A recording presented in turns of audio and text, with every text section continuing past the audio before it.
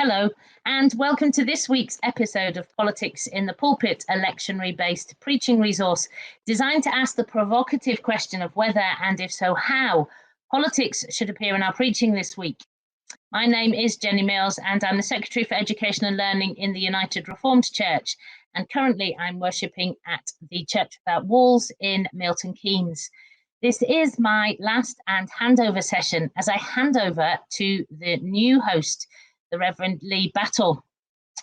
I step away from this role having had an absolute blast, really enjoying meeting so many different people and talking through the texts with them and discussing the politics of the text that we find in Scripture and accepting that really politics for all of those that we have encountered and for myself really is a part of our faith and we can't get away from it. Each week, I am joined by a guest from a different place and space. We have spoken to Lee during this session, and it is with absolute delight I welcome Lee back, and I'm going to be able to hand over this session to Lee from here on in. So we're going to look at some texts together, and it's with joy that I welcome you. Welcome, Lee. Nice to see you back. Jenny. Nice to see you. And thanks for joining. Us. I'm going to reiterate for those of that haven't remembered from the last session. Lee is passionate about social justice and full inclusion in all areas of life, especially in faith settings. She understands the real life impact of needing to tick a lot of boxes on an equal opportunity monitoring form. How disability, sexuality, gender, racial diversity, and social deprivation can exclude people from church, and she totally understands that and seeks to challenge that, but do so in a way with compassion and a sense of humour that makes her kids cringe. Do you know what? My kids still cringe, and they're in their 30s. Lee is a minister in the United Reformed Church and currently serving in Cardiff in an ecumenical setting. So, with that wondrous introduction and bio about you, we've kind of put you up there and set you up straight away. So can you in the setting you find yourself, which is different to the setting I think you were in when we met before, how do you see yourself as a pulpit politician? You've said a lot about equality and diversity, but give us a little bit about where you are and kind of a bit about how you got there too. Okay, so I'm currently in a part-time post in an ecumenical setting. It's actually a 5-way covenanted church, which was there was 2 of them in Cardiff, and they were kind of born out of this desire to be fully ecumenical. So it's a really, really interesting place to be. Yeah. I've only just started here. I'm doing part-time. I'm also finishing off my master's dissertation this year, so I've got a lot going on. And yeah, it's been a real journey. My last post, I was a sole minister in a 7-church missional partnership. Okay. And so going from 7 churches to 1, at this moment just feels like an absolute gift, because I think what we've found and are finding increasingly across the country is that church numbers are going down, but churches aren't. And how then do we minister in these settings? And so I'm not going to say it was easy, but it taught me so much. One of the churches in particular was predominantly made up of LGBT asylum seekers, which in itself is such a humbling place to be, and really kind of learning about the foundations of justice and social kind of and kindness and compassion, and what these people have to go through in order to make their journey here, and other people's responses to that has been really, really humbling. I think my journey into ministry has been, again, equally as kind of quite a diversion from where I thought I was going to end up. I wasn't brought up in a faith setting at all. Okay. Wow. My parents had no faith whatsoever. And so kind of growing up, the only influence I had was my nana, who was Maltese, so very kind of staunch Catholic. Yeah. But the real kind of, I guess for me, the real thing that's influenced was that she could never read or write. So she could never read the Bible. Wow. But she had a faith that could move mountains, let me tell you. Wow. So it was a really interesting kind of coming into ministry about our approach to using the Bible and within our faith settings, and just how accessible we're making it. And I think sometimes that's a tension of being a preacher, is that sense of you're trying to dilute some very kind of theologically deep things and make them accessible to people. I went to an evangelical church when I was about 17. And when I came out as gay to them, they asked me to leave. Okay. And so that was, again, it was really traumatic. It's not an isolated story. No, certainly not. But yet it is so profoundly damaging. It damages that whole sense of self. How can you have faith and be who you are? It was a really difficult walk for me. It felt like they were opposite ends of a train track that we're never going to meet. I was never going to be allowed to kind of have them meet together. And actually, it was my pursuit of justice that brought me back into the church. Okay. So I was studying for a degree in international development and economics, just really passionate about fair trade and the impact that could have, and what fairness means to people. And then, unfortunately, I went for a leg operation just as I was about to go to Uganda to work on a fair trade farm. And the operation went really wrong. And then overnight, I went from, being able to walk to just this pit of not at all knowing how my life was going to turn out. There wasn't any sense of I could get to Uganda. I knew it was gone. And the grief of that was kind of overwhelming. But it was that really strong sense of then understanding or trying to navigate a world at that point in a wheelchair and how poorly you're treated. That kind of reignited that passion for kind of inclusion and justice and things like that. And so when I went back to church, the only thing I was absolutely determined of was that I wasn't going to become a minister. That was just not my thing. So I went off to study without being in a church. I went to do my first year of my degree, just really going, I want to learn more about this. And then God called me, and I think for me, preaching has been something I've never taken lightly. I've always found it for myself, a kind of deep sense of responsibility that somehow it's my conversation with God, the Bible, and me and a world around us that is being put to people. And it is that total imposter syndrome. I'm not good enough for this. Who am I? I'm not intelligent enough. I'm not holy enough. That was definitely one that kept cropping up.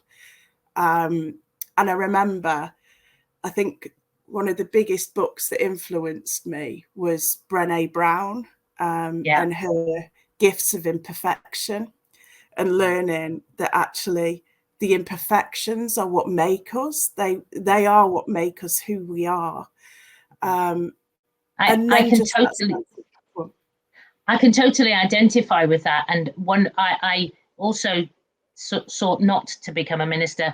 And I had a real advocate in a retired minister who was really encouraging all the way through. And I would just constantly tell him that I wasn't good enough and I couldn't do this, and there were better people out there than me. And one day he wrote me 2 sides of A4 naming people in the Bible who were not good enough that God had called. He said, if you can trump any of this, I will listen. But if you can't, I think we need to stop having this conversation. And it was like, God chooses who God chooses. And it's the authenticity of the choosing. And it's the authenticity of the person, not in our eyes, the perfection or the holiness. Yeah, absolutely that. And then the more you look into the Bible and the more you look into the characters that are in there, you think, all right, I don't think God was ever, I mean, what is perfection anyway? What is it? It's this thing that we're fed that actually has no end and no beginning and no real shape to it. And yet the calling from God has all of that. That's such that fulfillment and that blessing and that, you know, that chance to kind of, I guess, be vulnerable. I think vulnerability has been a huge part of my journey and allowing myself to be challenged. Like I'm here today, taking over next week as the host. There's always that amazingness about the journey. And kind of approaching it with a humility of like, I don't really understand this. I almost don't understand why, but I will just go with it because I trust and I'm feeling so fulfilled in that, which is really helpful, isn't it? It is, absolutely. Seeking to do your best and knowing that your best is good enough, even if you know your best is good enough. That's all we can do and all we can be asked to do, isn't it? I know. Okay, well, I'm looking forward to talking to about these texts, but I will just give us a bit of a context. JPit each week give us a little roundup of what's going on in the world, and I have some information from them. So whilst we hear your story, and I think the inclusivity, both from an accessibility and inclusivity and diversity perspective, comes along with the world in which we're functioning. I mean, there's quite a lot going on, both domestically and internationally. And in this country, we have the new Prime Minister will be announced. Either Liz Truss or Rishi Sunak will be trying to help us as a country when we look at tackling the cost of living crisis, the soaring energy bills that makes no sense at all, and the figures seem to change each day, don't they? They do, yeah. But people, inflation hits 10% in July, and people are just really anxious and worried about the future. And it's the hugeness of it, isn't it? It's just in domestic settings. It's not just for families. I'm hearing quite a call for people aren't looking out for single people because, you know, the impact is as great for single people as it is for families. Absolutely. But also the businesses and churches, you know, churches are talking about how their fuel bills are going up. It's not just an isolated thing. We've got increasing numbers of industrial action, and I've seen again this morning barristers are voting to strike, but we've got teachers looking at it. We've got the Port of Felixstowe, we've got railway workers, so many people who are unhappy and unsettled about the lack of real wage increases. We continue our support for Ukraine. The war continues in Ukraine. And we have the crisis in the NHS, ambulance and A&E waiting times. Having been somebody who's experienced what goes on in hospitals, it is quite phenomenal. But post being in a crisis, it was really, the support is just really, really patchy. And because everyone's so overstretched. Internationally, we're just over a year after the Taliban returned to power in Afghanistan. Steve Tinning has written a blog on the JPit website marking the occasion, reflecting on how life has changed and calling us to prayer and action, which will be worth a look on the JPit website. And the urgency of the climate crisis has been highlighted all across Europe this summer with wildfires. And we just know, I mean, we've just had day after day of sunshine, which, whilst it's lovely for children on school holidays, is really not good for our world. And already we're seeing some of the trees going into autumn. And JPit have launched a new set of resources to help us and our churches work with local councils to take climate action. So we can sign up at JPit Net Zero in My Neighbourhood. And also, whilst we're there, the season of creation begins on the 1st of September. And on the JPIT website, there are resources, including a video, a podcast, a one-off podcast by David Coleman and Ruth Valerio, preaching at harvest at a time of climate crisis. So with all of that, we come to the lectionary readings for this Sunday. And I invite you to dive in and lead us through, and we will have a dialogue about what you have found in these texts. Tell us where we're going to begin, and I look forward to what you have to offer us. Well, we're going to begin with the psalm. I think everything you've mentioned there, and more besides, is paralyzing us with fear. It's like, where do you go? How do you deal with this? It's like the lights have gone out and you're suddenly in the dark and you've no idea where you're going. And I think for me, what Psalm 139 does is anchors us beautifully in where we are with the Lord, and that sense of us being created to be us, that there's not another us that could have been created, that actually that God created us and knitted us in our mother's womb, knowing everything about us, and choosing to create the person and the people that we are, I think there's something so grounding about that, and there's something so hopeful about that in such a time as this, where it feels like everything is just oncoming, and it's really easy to lose that sense of who we are as people, who we are in God, because you can't help but feel distance when things are so difficult, and you're not knowing which way to turn with everything, that it's really easy to kind of, I love that analogy of the kind of, it's not in it today, but Jesus calming the storm, and that in it starts with Jesus got in the boat just as he was. And it's that just as he was that really impacts that it was just the person of Jesus that needed to get into that boat. And I think that really echoes back to Psalm 139, in that we are who we are just as we are now. And the fearfully and wonderfully made. I think that taps into what we were talking about just a few minutes ago, wasn't it? You know, to know yourself fearfully and wonderfully made. We're very good at picking the imperfections, aren't we? We're very good at saying the bits that we're not so hot at, or we don't like about ourselves physically or character-wise. And actually, God, you know, God lets us know we are perfect just as we are. We are the people we are meant to be. I love that idea. Yeah. And I think what Psalm 139 does as we look through the rest of it is grounds us in that very early age of holding on to that sense of before time about us, that we often lose that kind of, this is what God chose. God chose you and God chose me. And I think as we go through the rest of the readings, I think that sense of the unraveling of life comes out through these readings. And so it's really, for me, important to start with just that anchor of Psalm 139. And to do so in such wondrous poetry. I mean, I love the Psalms because they have such wondrous images in them. I don't always agree with the images in them, but they have such wondrous images. And to know those were images and words that were being used so many years ago. People over the years have struggled with the same sort of things as we're still struggling. And I think the idea that, you know, history keeps repeating itself.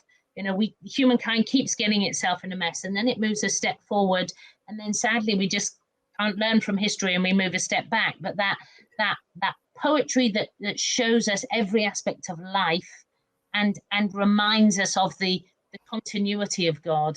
Yeah. And I think that's the absolute perfect lead in to the Jeremiah text. Yeah. Because here we are as God the potter, and somehow, you know, the vessel was making of clay was spoiled in the potter's hand, and he reworked it into another vessel. And that's life. God did not throw away that which was imperfect. It was reworked. It was remodeled time. And just as you said, we go through this rhythm of kind of being undone and then being remodeled as we grow in our faith and grow in ourselves as well within our faith, that there is this movement of needing at times to kind of be unpicked and go through that kind of refining that is so prevalent in the Old Testament. And right here, the Lord's coming to them after they're just not behaving themselves. This, although there's so much hope in this, it's also this warning of, come on, pull your socks up, do as I'm asking you to do. But here's this chance for you to do this. It's not a cut and shut. There's this beautiful hope that pervades the text that says, actually, there's no ending to this. You can be reworked. You can move on. There is this cycle. And yeah, we're all going to make the same mistakes again as society and as humans. Yeah, they're doing it here in the text. Yeah. And we're still doing it now. But there is this hope within it that kind of, it's not breakable, that bond with God. It's not breakable. And for Jeremiah, I mean, I loved it when you talked about that reworking. Jeremiah starts from where he is, from the experience that he has in his life, and he uses that image in his everyday life to inform his faith and his response to God.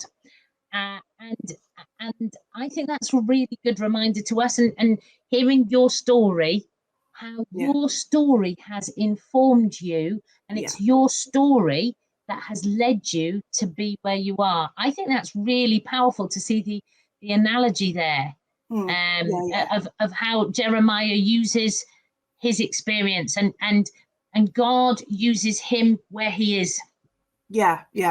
I'm a huge believer in that. Our experiences are teachable. We were saying that, the root of the word disciple is not follower, it's student. Right. And there is that sense of always learning through our experiences. And I think when we suffer and when we are with people who have had really, really difficult experiences, that we have to understand that someone's ability to love or somebody's capacity to do things is taught by their experience. We can't, I don't think, as kind of people in the pulpit, talk about this wondrous thing that people can't attach to because they're going through so much stuff. It is that part of that journey. It's that weaving of life, and that kind of student of being a student of Christ and learning about ourselves and about God and about the world around us as we're going. None of us know it all.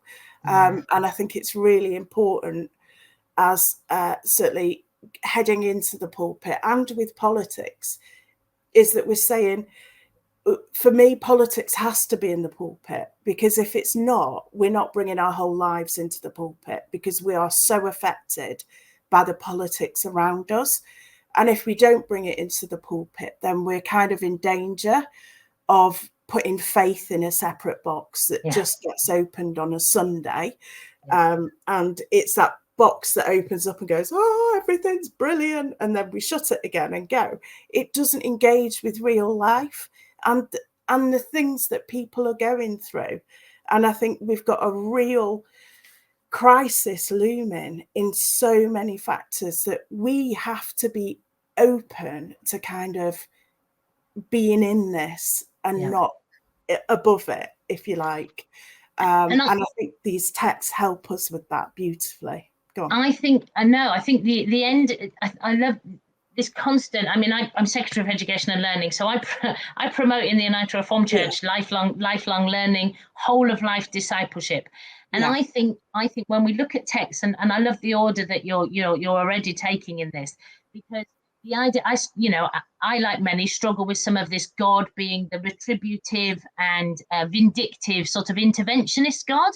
Yeah. I see so much of the Bible story and the story of faith as a progressive story. So our understanding of God and the people who wrote the books' understanding of God changed and matured. So this idea of an interventionist retributive God was their experience of God, but actually our humankind's understanding of God has changed too, hasn't it? And our experience of life and our experience of the world and science and technology and everything has brought all of those things. So we look at these things we have to look at them in context, and we also then have to look at them through the eyes of the understanding that we now have, and we've shown that, haven't we, with some of the attitudes to well, we're going to possibly touch on it, but on slavery, it was accepted and it was part of society. It is no longer accepted and part of society. We have learned, we have grown, and as we look at those texts, we look for the love of God in the texts now, don't we? Yeah, and the justice. And I think if we're moving through to Luke, we start to see this, and I think the whole of Luke 14 is this real kind of, for me, kind of instruction manual about discipleship. We've heard not in this bit, but in the bit before, about the first being last and the last being first, and that's not just something you don't want to be last just so you can attain something, just because you've been then a good Christian, that you'll then get a reward, but that actually, for me, this text really calls to how we approach discipleship with our egos. I think we're so this sense of traveling with the cross, and therefore none of you can be my disciples if you don't give up all your possessions. I think this text has been used really strongly and passionately in lots of ways, but for me, it's a call to take a look at ourselves. What are we valuing? And I've heard this carrying the cross as quite a kind of power-laden thing for people, that if you're carrying your cross, you're doing the right thing, therefore you should stay in suffering. And that's not it at all. No. Go on, Jenny, go on. No, keep going. I totally agree with you. And I think it's been used in a negatively powerful way. Yeah, absolutely. Yeah. Whereas, if we're carrying the cross, then what we're doing is following the love of God. We are understanding that God in human form suffered this greatly. And not forget, all the disciples around him thought that he was going to come in this big kind of Thor-like hammer and strike everyone down and strike the Roman Empire down. And he doesn't. He ends up being killed by them. And there's that sense of that commitment and that lack of ego to kind of go through that, and that learning of who you are from the inside out and not from the outside in, which I think is very much our kind of level of commitment, and everything's thrown at us so quickly that commitment's a really hard word now, because everything's so changeable so quickly. For me, that going on from your about sticking with the suffering, we have an empty cross. We believe Jesus, the cross is empty. So the suffering does end. And it's that, I think that's really important, that it is an empty cross. Jesus is not still hanging there. Yeah. And so it always is about that. There is always the hope, and there is always the possibility of transformation, the possibility of change, the possibility of release, which is brought by the resurrection, however you view the resurrection. Yeah. that image of the amazingness of God's grace, and that grace, the response to that grace is what discipleship is, isn't it? Yeah, absolutely. God created the world, and Jesus lived and died and rose again to show that amazingness. God's Spirit came to show that breadth and depth of God's grace. So, and we are called to respond to it. It's that response, isn't it, that is this discipleship. Yeah, and there is this huge warning throughout this text of, this isn't easy. Don't come at this if you're not ready. Don't come at this if you're not willing to kind of lose that sense of that kind of the outside of you. Don't come at this, because this isn't an easy journey. And actually this morning, I read the common prayer for a liturgy for ordinary radicals every morning. And excellent. So this morning, they have a little reading every day. It says this: hear these words from the desert fathers. A brother came to Abba Theodore and began to converse with him about things which he had never put into practice. So the old man said to him, you have not yet found a ship, nor put your cargo aboard it, and before you have sailed it, you have already arrived at the city. Do the work first, then you will have the speed that you are making now. And I just love that. As this imagery across this is that rush. Yes. Everything is all about reaching that end goal. And very often we don't know what that is anyway. No. We're just in a society that forces us to strive constantly. And this is like, slow down. There is a journey. That's so true with the two images that Jesus puts in, that's included in Luke. You think about what you're doing before you do it, but be brave enough to step out and do something. Yeah, absolutely. And I think, like I say, so much of being a disciple is about this learning, about how far you can go. There's no part of me a few years ago thought, A, I would be a minister, B, I would be it's an incredible journey and such a blessing, and one that is given by absolute grace, with no kind of, you've just got to put your head down and be in it. And I think that's what this is saying, is put your head down and go on the journey and see where this takes you. And it sometimes is, the opportunities are there and we miss them, don't we? Because we don't have, we're either not in the right place, or we don't have the eyes to see or the ears to hear, or we choose not to. And I think that whole hate, I mean, I know people have struggled with hate father and mother, wife and child. Actually, if you look at the commentaries about it, it's an idiom, it's a translation. It's more of a love less than. Do you know what I mean? It's like, where are your priorities? And if we can live in God's way, whether we, for me, anybody who lives in God's way is being a follower. And is but that idea of where are your priorities, and what matters in life, and then how are you going to do that? It comes back to Jeremiah again, doesn't it? He started where he was, and he was able to see and then make the connections. And I love it when preaching, where you kind of make the connections between the stories and like life. I mean, yesterday we were looking at David and Goliath, and it was so much in this world at the moment. The little people are the only people that are going to be able to change things.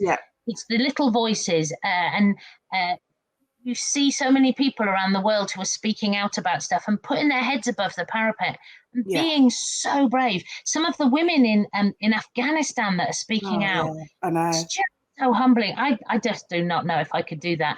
But that putting themselves almost second to the desire for justice and the speaking out. It is. It's putting that ego to one side and believing in something beyond yourself, and how people do that. And like you say, the women in Afghanistan and all over the world, when people situation in Myanmar, yeah. And that idea that that you're looking for the common good, because it feels to me that a lot of particularly British politics at the moment is so individualistic, is about what can I get from this, and we've lost sight of the common good, and just simple things like, you know, you look at some of the Green Party stuff, it is about us. It is about community, it is about society, it is about equality and equity too. Yeah, very much. And I think if you look across the kind of the political landscape of the dominant countries in the world, you know, how the Trump era has changed how we view politics. I don't know if we'll ever come back to anything that looked remotely not divisive now. And it's very divisive in this country as well, after Brexit and things like that. And I think that's the bit we have to be careful of when we're in the pulpit, is that this is not party politics. Yes. I think justice and politics, like climate justice, that should be something that unites us and not divides us. That's something that is going to take us all to move as one with this aim of the common good and trying to change where we're at. And so I think there is this tension, I think, with politics always, is that it is so divisive, and I think we have more of an individual platform than we ever have done with social media to kind of voice our politics for good or ill. And we have to be careful that when we're coming into the pulpit, that's not what we're doing. I think there's always this great responsibility. And I think, just as a perfect lead in again into Philemon, this is what we see with Paul. You know, I think what we can, like you mentioned slavery before, I think slavery is that thing that we know is abhorrent and absolutely unacceptable in any way, shape or form. But when we're looking at the text, we're looking at a time where this was normal, that without slavery, the economy, the culture just wouldn't run as it was. And so Onesimus finds Paul in prison, converts to Christianity, and then Paul writes this masterpiece of just backing Philemon into a corner, using all his power that he's got to kind of say, no, now you must treat him as an equal. And not only that, he writes it to his elders to make sure that now Philemon is accountable for this to the other people. How could he have done that? How could he have come back and treated Onesimus as an equal? And he's even that kind of, he once was useless, but, you know, now he's been with me, is probably a bit useful. It's just this really, it's just this text for me as how we don't use our personal power, as is seen and evidenced in this passage. Absolutely. Yeah.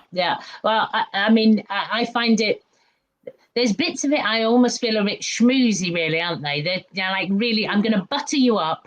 I'm going to say all the nice stuff, then I'm going to put the hard stuff in the middle, and then I'm going to butter you up at the end. And you know, I think we can often use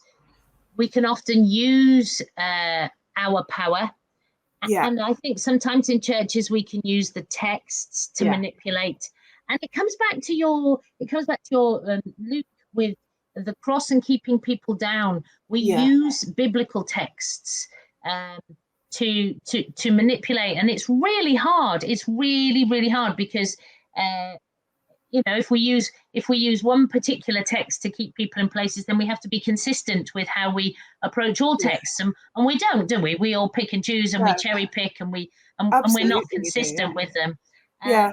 But I think it's okay to own in a pulpit that actually you're really uncomfortable with this, that you can't find a way through this. And I think that's a really, if ever I've done that, it engages people because they understand, they get it. You know, we're not up there with these answers. You know, yes. We're not the one that you follow and the one that you study. We're there to kind of open up the book and try and do it in as open-handed way as we can do, and highlight where these issues of justice, and very often actually the roots of them, are out of the Bible, and that's a really difficult thing as well. And I think it's okay to own that as much as love and open heart there is in this book, it's also pretty difficult as well. Yes. I met somebody who said, my Christian life is 90% doubt and 10% faith. Yeah. And I was like, do you know what? I really admire you for that. And he's like, but I think that's wrong. I was like, no. And being brave enough to say that is just amazing, isn't it? Never be afraid to doubt, because if you're doubting, you're learning. Yeah. And you're asking questions, aren't you? Yeah, you're being a student. Yeah. I think to doubt is part of our discipleship journey. Yeah. So I'm really sad that we've got to end here.